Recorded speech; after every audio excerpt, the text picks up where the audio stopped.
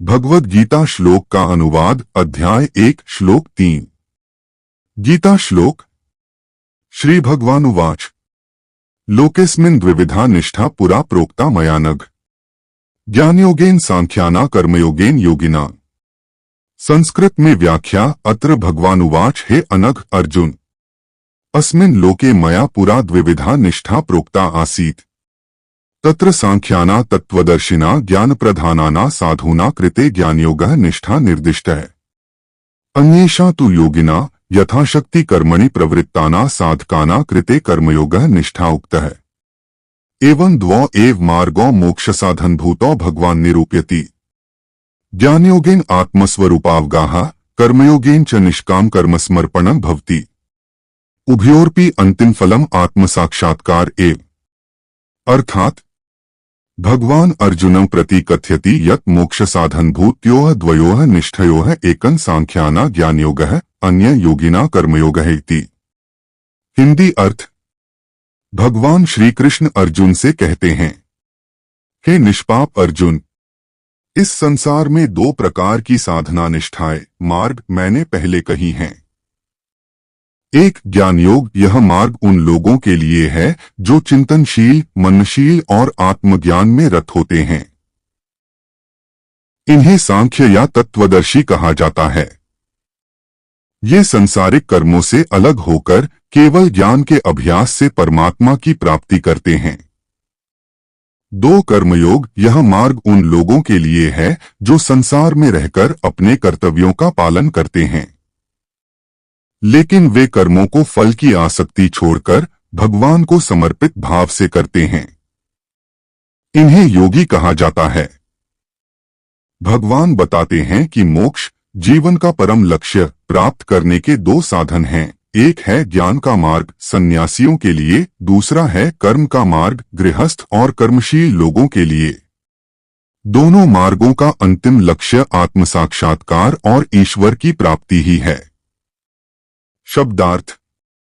श्री भगवानुवाच, भगवान ने कहा, लोकेस्मिन, इस लोक दुनिया में, द्विविधा निष्ठा, दो प्रकार की निष्ठा मार्ग साधन, पुरा प्रोक्ता, पहले कही गई थी, मया, मेरे द्वारा, अनघ, हे निष्पाप अर्जुन, ज्ञानयोगेन, ज्ञान योग द्वारा, सांख्यानाम, सांख्य तत्वज्ञानियों के लिए, कर्मयोगेन, कर्मयोग द्वारा, योगिनाम, योगियों, कर्ममार्ग का पालन करने वालों के लिए।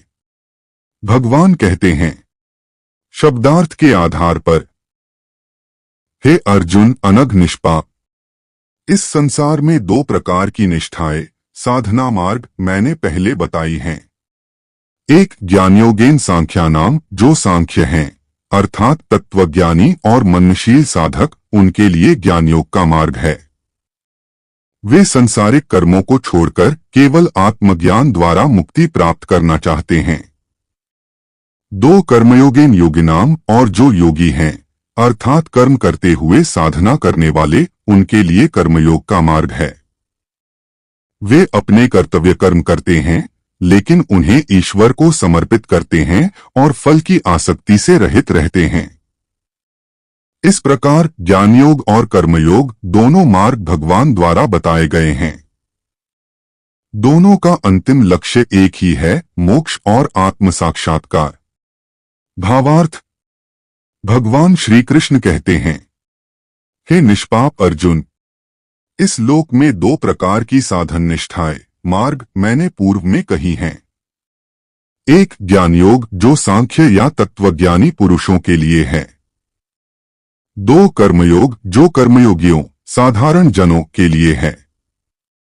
इस श्लोक में भगवान कर्मयोग की महिमा बताने से पहले अर्जुन को यह स्पष्ट कर रहे हैं कि साधना के दो मार्ग हैं।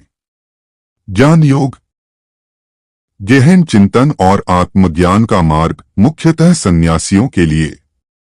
कर्मयोग, कर्तव्य पालन और निष्काम कर्म का मार्ग गृहस्थ और कर्मशील जनों के लिए। सरल अर्थ। श्री कृष्ण ने इसे सांख्य योग कहा है। दार्शनिक मनोवृत्ति वाले लोगों की रुचि बौद्धिक चिंतन द्वारा आत्मा को जानने के लिए ज्ञान मार्ग की ओर होती है। दूसरे प्रकार के लोग अपने समस्त कर्म भगवान को समर्पित करने की भावना से कर्मयोग करते हैं।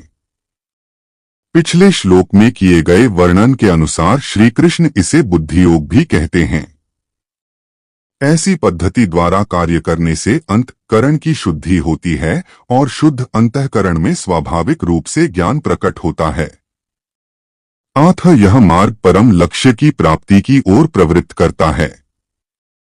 आध्यात्मिक मार्ग में रुचि रखने वालों में ऐसे लोग भी सम्मिलित होते हैं जो चिंतन एवं मनन में रुचि रखते हैं, और कुछ ऐसे लोग भी सम्मिलित होते हैं जो कर्म करने में रुचि रखते हैं। इस प्रकार से इन दोनों मार्गों का अस्तित्व तब तक बना रहता है जब तक आत्मा की भगवत प्राप्ति की अभिलाषा विद्यमान रहती है।